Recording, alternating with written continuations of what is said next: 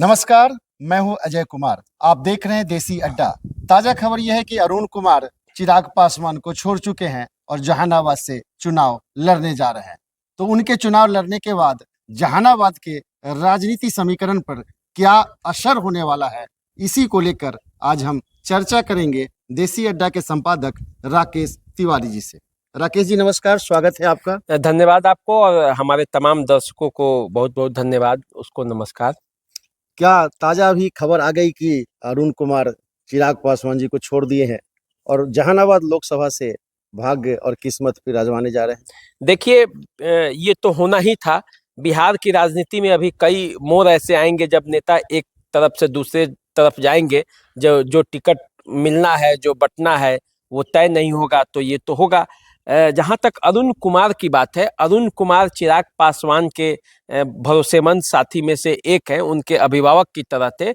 जब पशुपति पारस ने उन्हें छोड़ दिया था, तब अरुण कुमार को भी उन्होंने चाचा कह के ही संबोधित किया था और अरुण कुमार उन्हें एक अभिभावक की तरह से ढाढ़स भी दिया था और उनके साथ लगकर अपना राजनीति और चिराग पासवान दोनों की राजनीति को आगे बढ़ाने का प्रयास किया और उसमें जहां तक हुई सफलता भी मिला। लेकिन अब जहां तक बात है कि एनडीए से जो तालमेल हुआ, सीटों का तालमेल, उसमें जहानाबाद का सीट अरुण कुमार चाहते थे। जहानाबाद या नवादा, ये दो सीटों से अरुण कुमार चुनावी मैदान में लड़ना चाहते थे। जब नीतीश कुमार एनडीए के तरफ आए, तभी अरुण कुमार ने ये आशंका जाहिर की चिराग पासवान से कि हो सकता है कि उनका सीट कट जाए, इसलिए आप उस पर विचार कीजिएगा। चिराग पासवान ने तब भी उन्हें आश्वासन दिया कि आपका सीट कहीं नहीं जाएगा, आपके सीट पर कोई कंप्रोमाइज नहीं होगा। लेकिन अब आप जानते हैं, नवादा सीट बीजेपी के पास चला गया है और जहानाबाद सीट जदयू के पास। अब अरुण कुमार कहाँ हैं? अरुण कुमार चूंकि नेता हैं और वरिष्ठ नेता हैं, 99 में वो एमपी बने थे, 98 से चुनाव लड़ रहे हैं, 25-30 सालों का उनका राजनीतिक एक्सपीरियंस है और उसके आधार पर वो जहानाबाद में चुनाव लड़ना चाहते थे। अब अरुण कुमार को इस बात का मलाल है कि वो कह रहे हैं कि चिराग, एनडीए ने, नीतीश कुमार ने तो उनके साथ धोखा दिया ही, धोखा चिराग पासवान ने भी दिया है। उनके बयान भी इस तरह के आ रहे हैं और इसी तरह से वे आहत हैं और इसलिए वे अपने समर्थकों के साथ बैठकर जहानाबाद के लिए रणनीति बना रहे हैं। ऐसा सुनने में आया है, कई जगह पे ये हो रहा है कि बासपा से भी उनकी बातचीत चल रही है। बासपा वाले लोग उन पर डोरा डाल रहे हैं, तो उनको बासपा से भी टिकट मिल सकता है। जहानाबाद में भूमिहार बहुल इलाका है और यादव और चंद्रवंशी समाज का भी है, तो वो जहानाबाद, जिसको कभी कहा जाता था कि एक पक्ष भूमिहार जाति से होंगे, 19 के चुनाव में वहां एक प्रयोग के तहत चंदेश्वर प्रसाद चंद्रवंशी को नीतीश कुमार ने शिफ्ट कर दिया। उस समय भी काफी बवेला मचा था। उस समय भी लोगों ने इसको लेकर भूमिहार समुदाय से बहुत बवेला हुआ था। लेकिन तब एक बार के लिए ये मान कर के चलिए या राजनीतिक प्रयोग हो रहा है, लोग साथ दे दिए। उस समय भी अरुण कुमार चुनावी मैदान में जहानाबाद से खड़े थे, हालांकि ज्यादा वोट नहीं मिला था, 34,558 वोट उन्हें प्राप्त हुआ था, लेकिन वो चुनावी मैदान में थे और महज 1751 वोटों से चंदेश्वर प्रसाद चंद्रवंशी वहां से चुनाव जीते थे। सुरेंद्र प्रसाद यादव जो आरजेडी के कैंडिडेट थे, वे चुनावी बाजी हार गए थे। तो अब जो परिस्थिति है उसमें यदि अरुण कुमार जहानाबाद से चुनावी मैदान में आ जाते हैं तो स्थितियां ये बनेगी कि पिछले बार जो गुबार था भूमिहार समुदाय में, जहानाबाद के भूमिहार समुदाय में जो पिछले बार गुबार था, वो गुबार इस बार ज्यादा बढ़ा हुआ है, क्योंकि अब उन्हें लग रहा है कि उन्हें अब इस सीट से बेदखल कर दिया जाएगा। जिस तरह से वैशाली भूमिहारों से छीन लिया गया, जिस तरह से मुजफ्फरपुर उनसे अलग हो गया, उसी तरह अब उन्हें लगता है कि जहानाबाद में भी उनकी ऐसी ही हैसियत बना दी जाएगी और इसलिए इस बार गुबार ज्यादा है। और आप देखे होंगे कि भूमिहार नेता आशुतोष कुमार भी अब ताल ठोकने लगे हैं जहानाबाद से। तो ऐसी स्थिति में किसको नुकसान होगा, आप समझ सकते हैं कि इसका पूरा पूरा नुकसान एनडीए को होगा, क्योंकि वो सवर्ण वोट जो है, भूमिहार मत जो है, वो बीजेपी के माने जाते हैं, कैडर वोट माने जाते हैं। यदि उस वोटों में बंटवारा होगा, यदि 2-4 प्रत्याशी आ जाएंगे, तो फिर वहां क्या होगा। तो कुल मिलाकर देखा जाए तो अरुण कुमार ने चिराग पासवान पर विश्वासघात करने का आरोप लगाते हुए अलग हो चुके हैं।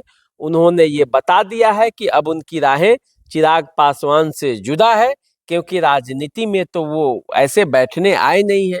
किसी का झोला केवल उठाने के लिए अरुण कुमार तो बने नहीं है, झोला खुद अपना तैयार करके और संघर्ष के रास्ते पर वो चलते हैं।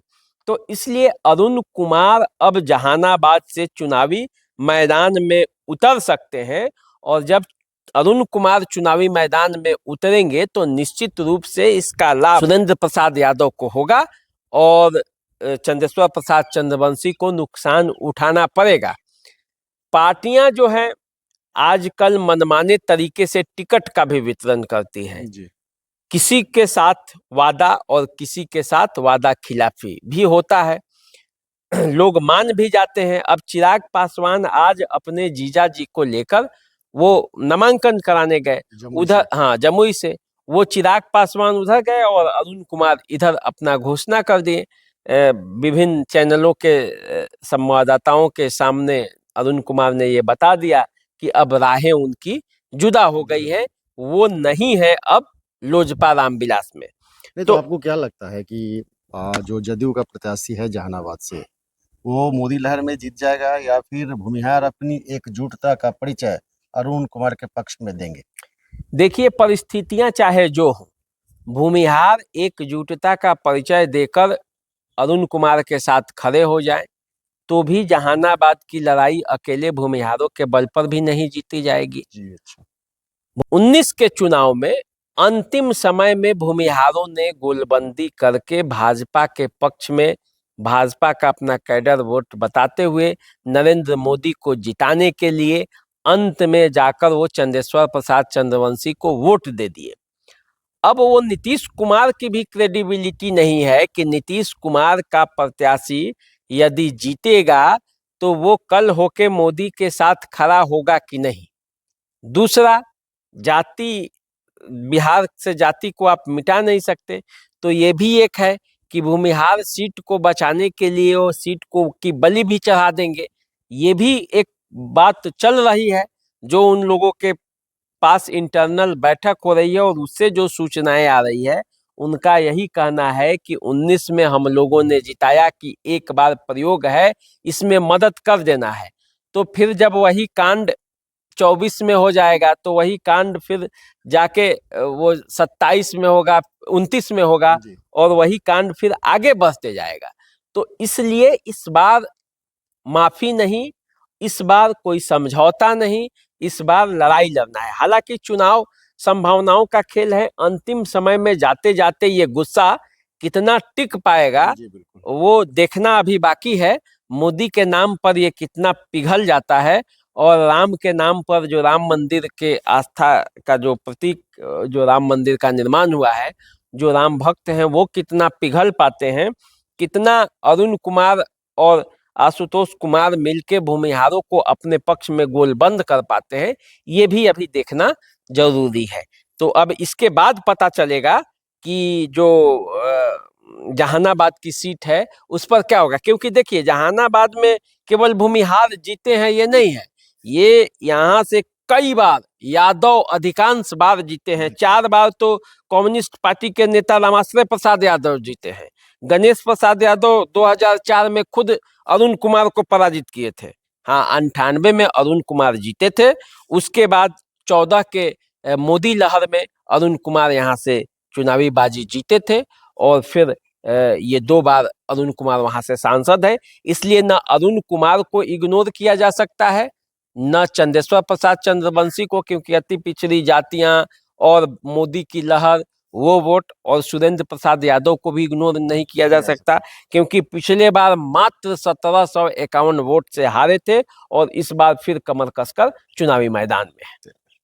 तो अभी आप चुनावी समीक्षा सुन रहे थे राकेश तिवारी जी से जहानाबाद का। जहानाबाद में एक बार फिर चुनावी सरगर्मी है। अरुण कुमार बागी तेवर में है और देखना ये होगा कि अरुण कुमार जब एक बार फिर से निर्दलीय प्रत्याशी के रूप में अगर जहानाबाद से खड़े होते हैं तो मुकाबला वहाँ का बड़ा ही दिलचस्प होगा। और इस दिलचस्प मुकाबले में कौन बाजी मारता है ये आने वाले समय में आप देख सकते हैं। आप मेरा नमस्कार स्वीकार कीजिए और देसी अड्डा को आप यूं ही लाइक सब्सक्राइब करते रहिए। धन्यवाद। नमस्कार।